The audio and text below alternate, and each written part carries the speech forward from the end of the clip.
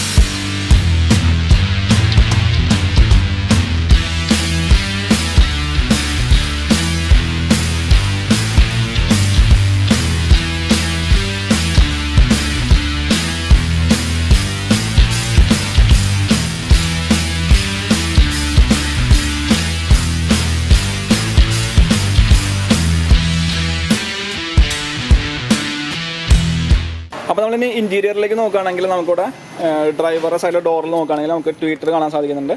പിന്നെ നമുക്ക് door opener chromium ഫിനിഷിലാണ് വന്നിട്ടുള്ളത്. പിന്നെ നമുക്ക് നമ്മുടെ മിററുകൾ അഡ്ജസ്റ്റ് ചെയ്യാനായിട്ടുള്ള ബട്ടൺസ് കാണാൻ സാധിക്കുന്നുണ്ട്. പിന്നെ ഫോൾഡ് ചെയ്യാനായിട്ടുള്ള ബട്ടൺ, പിന്നെ നമ്മുടെ ഡോറിലെല്ലാം തന്നെ ലോക്ക് ചെയ്യാൻ അൺലോക്ക് ചെയ്യാനുള്ള ബട്ടൺ ഇവിടെ കാണാൻ സാധിക്കുന്നുണ്ട്. പവർ വിൻഡോ ലോക്ക് ചെയ്യാനായിട്ടുള്ള ബട്ടൺ, പിന്നെ 4 പവർ വിൻഡോസ് ഓപ്പറേറ്റ് ചെയ്യാനുള്ള ബട്ടൺ. ഇതിൽ ഒരു ബട്ടൺ അതായത് നമ്മുടെ ഡ്രൈവർ സൈഡിലുള്ളത് ഓട്ടോമാറ്റിക്കായിട്ട് സിംഗിൾ ടച്ചിൽ ഡൗണും സിംഗിൾ ടച്ചിൽ അപ്പും ചെയ്യാൻ സാധിക്കുന്നതാണ്. പിന്നെ ഒരു ചെറിയൊരു കോയിൻ ട്രേ വന്നിട്ടുണ്ട്. പിന്നെ ഫാബ്രിക് ഫിനിഷിലുള്ള ഒരു ഹാൻഡ് റെസ്റ്റ് വന്നിരിക്കുന്നു. പിന്നെ ഒരു 1 ലിറ്റർ ബോട്ടിൽ ഹോൾഡർ വെക്കാനുള്ള സ്പേസ്, പിന്നെ ചെറിയ ഫയൽസും കാര്യങ്ങളൊക്കെ വെക്കാനുള്ള സ്പേസ് ഉണ്ട്. പിന്നെ സ്പീക്കേഴ്സ് വന്നിരിക്കുന്നുണ്ട്.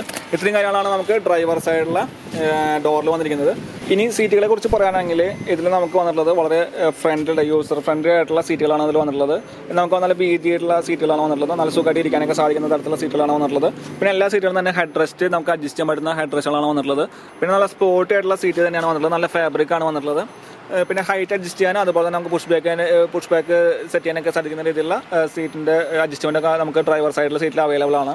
ഇനി നമുക്ക് സ്റ്റിയറിംഗ് വീലിലേക്ക് നോക്കുകയാണെങ്കിൽ നമുക്ക് കാണാൻ സാധിക്കുന്നത് ഇത് ആക്ച്വലി ഒരു ഫ്ലാറ്റ് ബോട്ടം സ്റ്റിയറിംഗ് വീലൊന്നല്ല. ഇത് നോർമൽ ടൈപ്പ് കംപ്ലീറ്റ് റൗണ്ട് ഷേപ്പിലുള്ള ഒരു സ്റ്റിയറിംഗ് വീലാണ് വന്നിട്ടുള്ളത്. ഒരു 3 സ്പോക്ക് സ്റ്റിയറിംഗ് വീലാണ്. ഇതിൽ തന്നെ നമുക്ക് ടിൽറ്റ് ചെയ്യാനും അതുപോലെ തന്നെ റീച്ച് ചെയ്യാനും സാധിക്കും. ഫ്രണ്ടിലേക്കും ബാക്കിലേക്കും അതുപോലെ തന്നെ താഴത്തേക്കും മുകളിലേക്കൊക്കെ യൂസ് ചെയ്യാൻ പറ്റുന്ന സ്റ്റിയറിംഗ് വീലാണ് വന്നിട്ടുള്ളത്. ഇതിൽ നമുക്ക് പിന്നെ ഇടതുവശത്തായിട്ട് നോക്കുമ്പോൾ നമുക്ക് നമ്മുടെ ഇൻഫോർടൈൻമെന്റ് സിസ്റ്റം ഓപ്പറേറ്റ് ചെയ്യാനുള്ള ബട്ടൺസ് കാണാൻ സാധിക്കുന്നുണ്ട്. പിന്നെ താഴെ ഭാഗത്തായിട്ട് നമ്മുടെ ബ്ലൂടൂത്തുമായിട്ട് നമ്മുടെ ഫോൺ കണക്ട് ചെയ്തിട്ടുണ്ടെങ്കിൽ അത് യൂസ് ചെയ്യാനായിട്ടുള്ള ബട്ടൺസ് ഇവിടെ കാണാൻ സാധിക്കുന്നുണ്ട്. പിന്നെ നടുഭാഗത്തായിട്ട് നമുക്ക് ടയോട്ടയുടെ എംബ്ലം, പിന്നെ എയർ ബാഗ്, പിന്നെ ഹോൺ ഓപ്പറേറ്റ് ചെയ്യാനുള്ള ഒരു കംപ്ലീറ്റ് ആയിട്ടുള്ള ഒരു ക്ലസ്റ്റർ ഇവിടെ വന്നിരിക്കുന്നു. പിന്നെ നമ്മൾ ഡ്രൈവറുടെ വലതുവശത്തേക്ക് നോക്കുമ്പോൾ നമുക്ക് നമ്മുടെ ഹെഡ് ലാംപ്സ് ഒക്കെ ഓപ്പറേറ്റ് ചെയ്യാനുള്ള നോബ് കാണാൻ സാധിക്കുന്നുണ്ട്. പിന്നെ ഇടതുവശത്തേക്ക് നോക്കുമ്പോൾ നമുക്ക് വൈപ്പറും അതുപോലെ തന്നെ വാഷറൊക്കെ യൂസ് ചെയ്യാനായിട്ടുള്ള നോബ് വന്നിരിക്കുന്നു. അപ്പോൾ ഇത്രയും കാര്യങ്ങളാണ് നമുക്ക് സ്റ്റിയറിംഗ് വീലിനെ കുറിച്ച് പറയാനായിട്ടുള്ളത്. അത്യാവശ്യം പ്രീമിയം ടൈപ്പുള്ള കാണാനായിട്ട് നല്ല ഭംഗിയുള്ള സ്റ്റിയറിംഗ് വീലാണ് ഞാൻ വന്നിട്ടുള്ളത്. ഇതിൽ ക്രോമിയം ഫിനിഷിംഗ് കൊടുത്തിട്ടുണ്ട്. അതൊരു എടുത്ത് കാണിക്കുന്ന ഒരു ഫീൽ നമുക്ക് കിട്ടുന്നുണ്ട്. അപ്പോൾ അത്യാവശ്യം ഓവറോൾ നോക്കുകയാണെങ്കിൽ നല്ലൊരു സ്റ്റിയറിംഗ് വീലാണ് വന്നിട്ടുള്ളത്. ഇനി മീറ്റർ കൺസോളിനെ കുറിച്ച് പറയുകയാണെങ്കിൽ നമുക്ക് അൺലോക്ക് മീറ്റർ കൺസോൾ ഇതിൽ അവൈലബിൾ ആണ്. അതുപോലെ തന്നെ ഡിജിറ്റലും നമുക്ക് അവൈലബിൾ ആണ്. അതിൽ നമുക്ക് ഇതിൽ നോക്കുകയാണെങ്കിൽ RPM മീറ്റർ, അതായത് ഇടതുവശത്തായിട്ട് കാണുന്ന RPM മീറ്റർ ആണ്. പിന്നെ ഇപ്പോൾ ഈ ഒരു വശത്തായിട്ട് നോക്കുമ്പോൾ നമുക്ക് കാണാൻ സാധിക്കുന്നത് സ്പീഡോ മീറ്റർ, അതിൻ്റെ താഴ്ഭാഗത്തായിട്ട് ഫ്യൂവലിൻ്റെ കാര്യങ്ങളൊക്കെ കാണാൻ സാധിക്കുന്നുണ്ട്, ഫ്യൂവലിൻ്റെ ലെവലും കാര്യങ്ങളൊക്കെ. പിന്നെ നമുക്ക് ഈ ഒരു ഡിജിറ്റൽ മീറ്ററിൽ നമുക്ക് നോക്കുകയാണെങ്കിൽ നമ്മുടെ എത്ര കിലോമീറ്റർ ഓടാനായിട്ട്, എത്ര കിലോമീറ്റർ ഓടി, എത്ര ടൈം നമ്മൾ ഡ്രൈവ് ചെയ്തു, പിന്നെ സമയം, പിന്നെ നമുക്ക് ടോർക്ക്, നമ്മൾ യൂസ് ചെയ്യുന്ന മാക്സിമം ടോർക്ക്, പവർ, അങ്ങനെയുള്ള കാര്യങ്ങളൊക്കെ ഒരുപാട് ഫീച്ചേഴ്സ് നമുക്ക് ഇതിൽ അവൈലബിൾ ആണ് നമുക്കൊരു മീറ്റർ ക്ലസ്റ്ററിൽ. പിന്നെ നമുക്ക് ഈ ഒരു നോബ് വഴിയിട്ട് നമുക്ക് ഇതിൻ്റെ ബ്രൈറ്റ്നസ് കൂട്ടും കുറയ്ക്കുകയൊക്കെ ചെയ്യാം. പിന്നെ ഈ ഒരു നോബിൽ നമുക്ക് ട്രിപ്പ് മീറ്ററൊക്കെ സെറ്റ് ചെയ്യാനായിട്ട് സാധിക്കും. ഇടതുവശത്തുള്ള നോബിൽ പ്രസ് ചെയ്ത് നമുക്ക് ട്രിപ്പ് മീറ്ററും കാര്യങ്ങളൊക്കെ സെറ്റ് ചെയ്യാനായിട്ട് സാധിക്കും. അപ്പോൾ നല്ലൊരു പ്രീമിയം കാറിന് പ്രീമിയം ക്ലസ്റ്റർ തന്നെയാണ് ഗ്ലാൻസയ്ക്ക് കൊടുത്തിരിക്കുന്നത്. പിന്നെ ഇടതുവശത്തേക്ക് നോക്കുകയാണെങ്കിൽ നമുക്ക് ഒരു AC വണ്ടി കാണാൻ സാധിക്കുന്നുണ്ട്. ഒരു നല്ല ഷേപ്പിലുള്ള അടിപൊളി ആയിട്ടുള്ള ഒരു AC വണ്ടിയാണ് കാണാൻ സാധിക്കുന്നത്. ഈ AC വണ്ടിന് നമുക്ക് സിൽവർ ഫിനിഷിലുള്ള ഒരു ലൈനും കൊടുത്തിരിക്കുന്നു. പിന്നെ താഴെ ഭാഗത്തായിട്ട് നമുക്ക് പുഷ് ബട്ടൺ സ്റ്റാർട്ടിനുള്ള ബട്ടൺസ് കൊടുത്തിരിക്കുന്നു. നമ്മൾ നേരത്തെ പറഞ്ഞ പോലെ തന്നെ ഇതൊരു കീലെസ് എൻട്രി വണ്ടിയാണ്. അപ്പോൾ അതുകൊണ്ട് തന്നെ നമുക്കിതിൽ പുഷ് ബട്ടൺ സ്റ്റാർട്ട് അവൈലബിൾ ആണ്. പിന്നെ താഴെ ഭാഗത്തായിട്ട് നമുക്ക് ഹെഡ് ലാംപ്സിൻ്റെ മോഡ് അഡ്ജസ്റ്റ് ചെയ്യാനായിട്ടുള്ള ബട്ടൺസ് അവിടെ കൊടുത്തിരിക്കുന്നു. പിന്നെ അതിൻ്റെ താഴെ ഭാഗത്തായിട്ട് നമുക്ക് നോക്കുമ്പോൾ ഇതൊരു CVT വണ്ടിയാണ്. അപ്പോൾ അതുകൊണ്ട് തന്നെ നമുക്ക് ആക്സിലേറ്റർ, ബ്രേക്ക് മാത്രമാണ് അവൈലബിൾ ആയിട്ടുള്ളത്. പിന്നെ ഡെഡ് പെഡൽ ഇവിടെ അവൈലബിൾ ആണ്. ഈ ഒരു ലാസ്റ്റ് പോർഷൻ നമ്മൾ നോക്കുകയാണെങ്കിൽ ഡെഡ് പെഡൽ അവൈലബിൾ ആണ്. പിന്നെ നമുക്ക് ബോണറ്റ് തുറക്കാനായിട്ടുള്ള ഒരു പോർഷൻ ഇവിടെ അവൈലബിൾ ആണ്. ഒരു നോബ്, അതായത് ഒരു ലിവർ ഇവിടെ അവൈലബിൾ ആണ്. ഈ ലിവർ വലിക്കണേ നമുക്ക് ബോണറ്റ് തുറക്കാനായിട്ട് സാധിക്കുന്നതാണ്. അങ്ങനെയാണ് നമുക്ക് ഡ്രൈവറെ ഇടതുവശത്തായിട്ട് കാണാൻ സാധിക്കുന്നത്. ഇനി നമ്മൾ സെൻട്രൽ കൺസോളിലേക്ക് നോക്കുകയാണെങ്കിൽ സെൻട്രൽ കൺസോളിൽ നമുക്ക് കാണാൻ സാധിക്കുന്ന ഒരു ടച്ച് സ്ക്രീൻ ഇൻഫോർടൈൻമെന്റ് സിസ്റ്റം ആണ്. നമ്മൾ നേരത്തെ പറഞ്ഞപ്പോൾ തന്നെ ഈ ഒരു ഇൻഫോർടൈൻമെന്റ് സിസ്റ്റം നമുക്ക് നമ്മുടെ സ്റ്റിയറിംഗ് വീലിൽ ഓപ്പറേറ്റ് ചെയ്യാൻ സാധിക്കുന്നതാണ്. പിന്നെ ഇതിൽ നമുക്ക് ആൻഡ്രോയിഡ് ഓട്ടോപ്ലേ, അതുപോലെ തന്നെ ആപ്പിൾ കാർപ്ലേ, അങ്ങനെയുള്ള ഓപ്ഷൻസ് ഒക്കെ അവൈലബിൾ ആണ്. നല്ല ടച്ച് റെസ്പോൺസീവ് ആയിട്ടുള്ള ഒരു ഇൻഫോർടൈൻമെന്റ് സിസ്റ്റം ആണ് വന്നിട്ടുള്ളത്. ഇതിൽ നമുക്ക് ഫ്യൂവൽ വാർണിംഗ്സ്, അതുപോലെ തന്നെ ആവറേജ് കിലോമീറ്റർ, അങ്ങനെയുള്ള എല്ലാ ഓപ്ഷൻസും അറിയാൻ സാധിക്കുന്നതാണ്. പിന്നെ നമുക്ക് താഴെ ഭാഗത്തായിട്ട് ഒരു ഹസാർഡ് ലൈറ്റിന്റെ സ്വിച്ച് കാണാൻ സാധിക്കുന്നുണ്ട്. പിന്നെ ഈ രണ്ട് സൈഡിലായിട്ടാണ് നമുക്ക് AC വണ്ടികൾ വന്നിട്ടുള്ളത്. ഇത് കംപ്ലീറ്റ് തന്നെ ഒരു ഗ്രേ കളർ ഫിനിഷിംഗിലാണ് ഇതിന്റെ ലൈൻസ് ഒക്കെ കൊടുത്തിട്ടുള്ളത്. പിന്നെ ഒരു ക്രോമിയം ഇൻസെർട്ടും കൊടുത്തിരിക്കുന്നു. ഈ ഇൻഫോർടൈൻമെന്റ് സിസ്റ്റം നോക്കുകയാണെങ്കിലും ഇതിന് ഒരു ക്രോമിയം ഫിനിഷിംഗ് കൊടുത്തിട്ടുണ്ട്. അപ്പോൾ ഒരു പ്രീമിയം ലുക്ക് അതിന് കിട്ടുന്നുണ്ട്. പിന്നെ താഴെ ഭാഗത്തായിട്ട് നമ്മൾ നോക്കുമ്പോൾ ഇതിന് ഓട്ടോ AC ആണ് വന്നിട്ടുള്ളത്. അപ്പോൾ ഒരു ഓട്ടോ AC ഓപ്പറേറ്റ് ചെയ്യാനുള്ള ബട്ടൺസ് ആണ് കാണുന്നത്. അതെല്ലാം തന്നെ ഒരു ബ്ലാക്ക് ഗ്രേ കളറിലൊക്കെയാണ് വന്നിട്ടുള്ളത്. പിന്നെ ഇത് സെൻട്രലായിട്ട് ഒരു ഡിസ്പ്ലേ കാണുന്നുണ്ട്. ഈ ഒരു നമുക്ക് ഓട്ടോ ACയുടെ ഡിഗ്രി, ടെമ്പറേച്ചർ കാര്യങ്ങളൊക്കെ അറിയാനായിട്ടുള്ള ഒരു ഓപ്ഷനാണത്. പിന്നെ താഴെ ഭാഗത്തായിട്ട് നമ്മൾ നോക്കുമ്പോൾ ഇതിൽ നമുക്ക് USB കണക്ട് ചെയ്യാനുള്ള ഓപ്ഷനും, അതുപോലെ തന്നെ ഒരു 3.5 mm ജാക്ക് കണക്ട് ചെയ്യാനുള്ള ഓപ്ഷൻ, പിന്നെ നമുക്ക് 12 വോൾട്ടിന്റെ ചാർജിങ് സോക്കറ്റ് വന്നിട്ടുണ്ട്. പിന്നെ അത് താഴെ ഭാഗത്തായിട്ട് നമുക്കൊരു കോയിൻ ട്രേ പോലത്തെ ഒരു ട്രേ വന്നിട്ടുണ്ട്. അത്യാവശ്യം സാധനങ്ങളൊക്കെ വയ്ക്കാവുന്ന ഒരു ട്രേ ആണ്. പിന്നെ ബോട്ടിൽ ഹോൾഡർ ഉണ്ട്, 2 ബോട്ടിൽ ഹോൾഡർ അവൈലബിൾ ആണ്. ഇതൊരു CVT വണ്ടി ആയതുകൊണ്ട് തന്നെ ഇതിന്റെ ഈ കാണുന്നതാണ് ഇതിന്റെ ഗിയർ ലിവർ. ഈ ഒരു ബട്ടൺ പ്രസ് ചെയ്തിട്ട് ഇതിന് മുകളിൽ ഭാഗത്ത് ബട്ടൺ ഉണ്ട്. ഈ ഒരു ബട്ടൺ പ്രസ് ചെയ്ത് നമുക്ക് താഴത്തേക്ക് ആക്കുകയാണെങ്കിൽ നമുക്ക് ഗിയർ ഷിഫ്റ്റ് ചെയ്യാനൊക്കെ സാധിക്കുന്നതാണ്. ഇപ്പോൾ ഇതിൽ നമുക്ക് park, reverse, neutral, drive, sports അങ്ങനെയുള്ള മോഡൽസ് ഒക്കെ അവൈലബിൾ ആണ്. പിന്നെ അതിന് താഴെ ഭാഗത്തായിട്ട് നമ്മൾ നോക്കുമ്പോൾ നമുക്ക് ഹാൻഡ് ബ്രേക്ക് നോക്കുകയാണെങ്കിൽ ഇതിന്റെ ഒരു ടിപ്പ് വന്നിട്ടുള്ള സിൽവർ ഫിനിഷിലാണ് ടിപ്പ് വന്നിട്ടുള്ളത്. പിന്നെ നമുക്ക് ഹാൻഡ് റെസ്റ്റ് ഇവിടെ അവൈലബിൾ ആണ്. ഇതിന്റെ ഹാൻഡ് റെസ്റ്റ് നമുക്ക് തുറക്കുകയാണെങ്കിൽ ചെറിയൊരു സ്റ്റോറേജ് സ്പേസ് അവൈലബിൾ ആണ്. പിന്നെ നമുക്ക് കോ ഡ്രൈവർ സൈഡിലേക്ക് നോക്കുമ്പോൾ നമുക്ക് എയർ ബാഗ് കാണാൻ സാധിക്കുന്നുണ്ട്.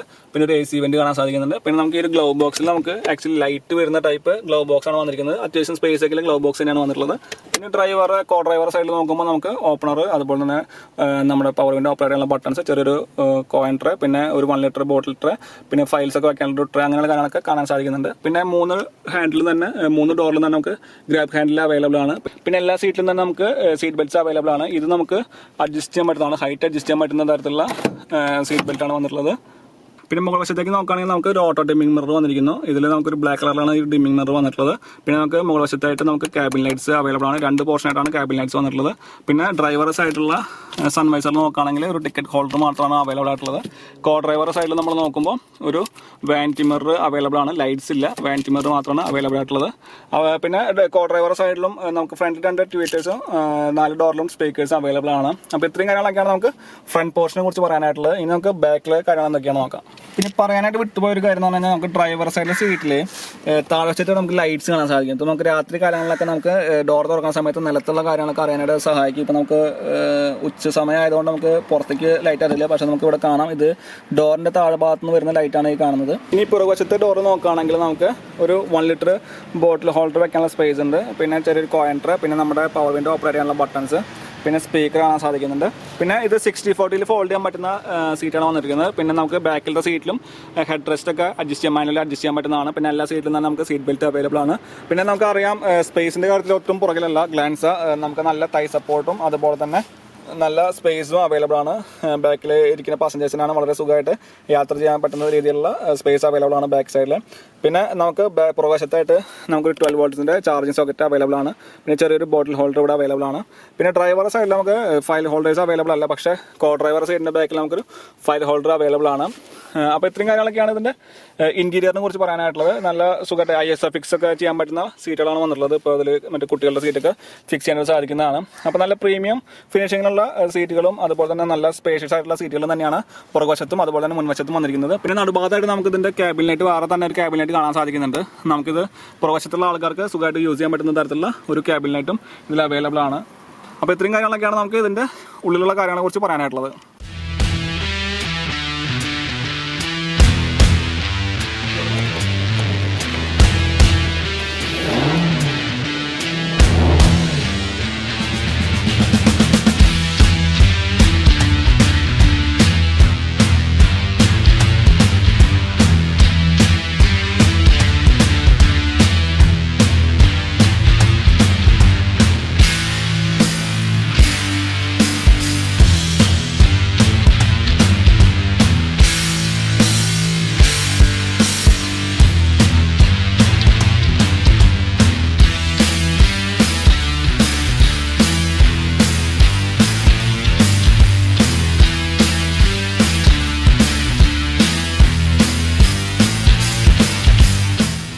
അപ്പോൾ ഈ കാണുന്നതാണ് നമ്മുടെ ഗ്ലാൻസയുടെ CVT, അതായത് ഓട്ടോമാറ്റിക് വേരിയൻറ്റിൻ്റെ എഞ്ചിൻ റൂം എന്ന് പറയുന്നത്. അപ്പോൾ ഇത് 1.2 ലിറ്റർ എഞ്ചിനാണ് വന്നിട്ടുള്ളത്. ഇതിൽ ആക്ച്വലി ഇത് 4 സിലിണ്ടർ എഞ്ചിനാണ്.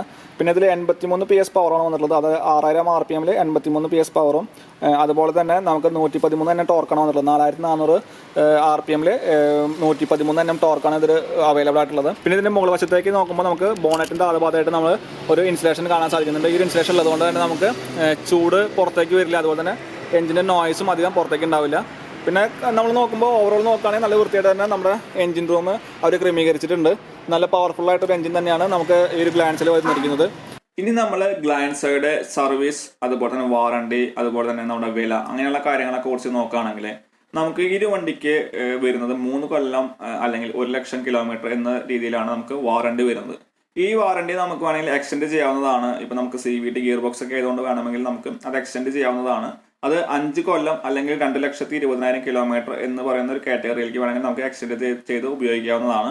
അതുപോലെ തന്നെ ഈ ഒരു വണ്ടിക്ക് വില വരുന്നത് എന്ന് പറയുന്നത് ഏകദേശം 9,75,000 രൂപയുടെ അടുത്താണ് നമുക്കിത് ഓൺ റോഡ് വരുന്നത്. എക്സ് ഷോറൂം പ്രൈസ് എന്ന് പറയുന്നത് ഏകദേശം 8,46,000 രൂപയാണ്.